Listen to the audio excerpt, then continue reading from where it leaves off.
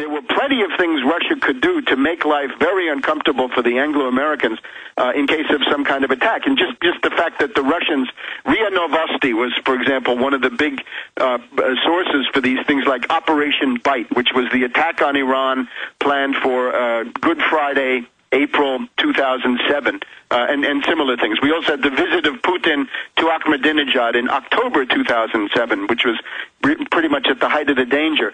So there was a deterrent effect by having a strong leader like Putin in power. Now you have Medvedev, Putin. This is no longer functioning quite so well.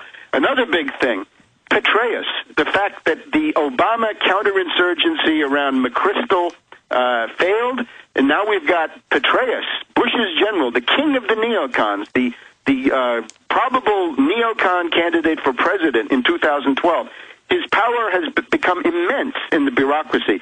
And if you look at the literature, you'll see that the Central Command under Petraeus planned an attack on Iran to the point where they now consider this plan to be mature, right? If you read this essay that I've written, people say, yes, the CENTCOM has now put it all together. We didn't really have a plan in the past, but now we have it because CENTCOM did it. And, of course, they did it during the time that Petraeus was there. So the strengthening of the neocons with Petraeus, this tremendous weakness of the Anglo-Americans because of the bankruptcy of the dollar and, therefore, their desire, really, for some kind of an event in the Middle East like 1973, the failure of this green revolution. There's also another thing, which is that Hezbollah has been acquiring some rather sophisticated missiles. They've got this thing called the M600, I believe it is, which is something like 300 kilometers, but it has a guidance system, right? The missiles that Hezbollah was using in the 2006 Lebanon war,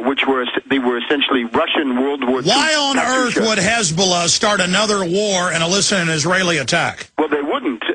This is part of a deterrent system. In other words, you can think of Hezbollah as a kind of an aircraft carrier for Iran close to the Israeli border, and they're able to deliver this deterrent. In other words, there's already a situation of conventional deterrent. So Iran has pushed ahead with an array of 4 or 5 new medium-range and intermediate-range ballistic missiles, the Shahabs and others, right? We could go through the names, but they're there. And then you've got these other missiles in southern Lebanon. Webster, stay there. We got a break. When we come back, though, when do you see the attack happening? Do you believe this with the Iranian leader saying that he's got the intel, the attack is on the next 3 months? What's the second country he's saying is going to be attacked? Is it Lebanon or is it Syria? Stay with us. Webster Griffin Tarpley. Our last segment with Webster, and we've got his excellent articles up at Infowars.com and PrisonPlanet.com, like this one. China surpasses U.S. in energy consumption, while the Malthusian crackpots of the Obama regime fiddle with cap and trade. That's at Tarpley.net. Webster, do you agree with Ahmadinejad that it is green-lighted, it will happen in the next 3 months, or is he being made to believe that? Is there any way to avert this? When is the attack on Iran coming, and what will the aftermath be?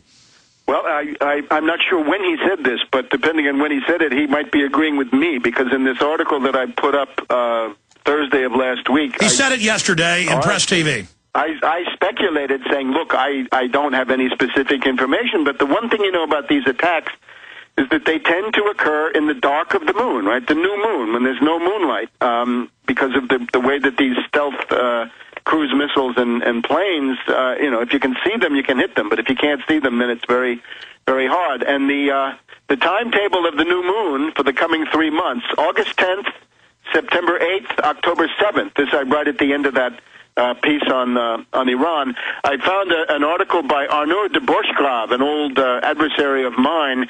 Used to work for UPI, now works for Newsmax. And he says Obama would like to have 3 wars, and if he has 3 wars, he can have 2 houses of Congress still under his control, which seems to be suggesting an October surprise. So if you look at the October 7th date, I have no way of knowing, right? But that could be a good guess, or maybe not. I don't know.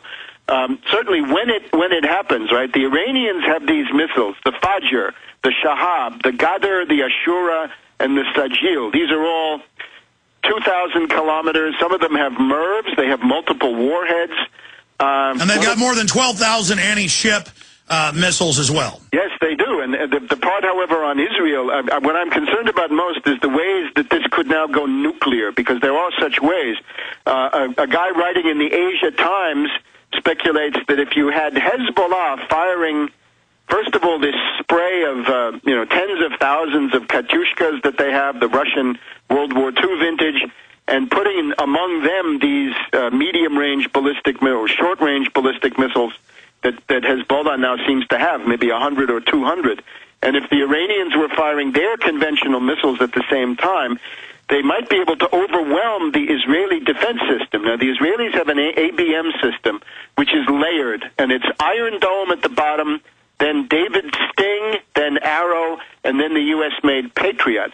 But again, this is subjected to a complete barrage, right? Salvos that are simultaneous. Well, how are they going to sell preemptively attacking Iran, then Iran fires back, and they're going to decry Iran fighting back? I mean, this is insane. Well, naturally, they'll do two things. If Iran strikes against Israel, they'll demonize that, of course.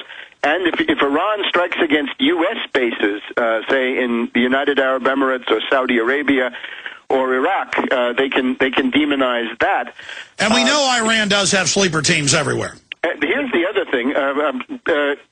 Some time ago, and I cite this in that article that you mentioned, the scenario for U.S. encirclement in Iraq it depends on this route Tampa, right? There's a very long supply line that goes from Kuwait City to the Baghdad region. All of those other countries, everybody else, 35,000 NATO and other foreign non-U.S. troops have all left. If you had a decisive effort by the Iranians together with Muqtada Sadr of the Mahdi army to cut route Tampa, to cut that supply line, that could become very critical.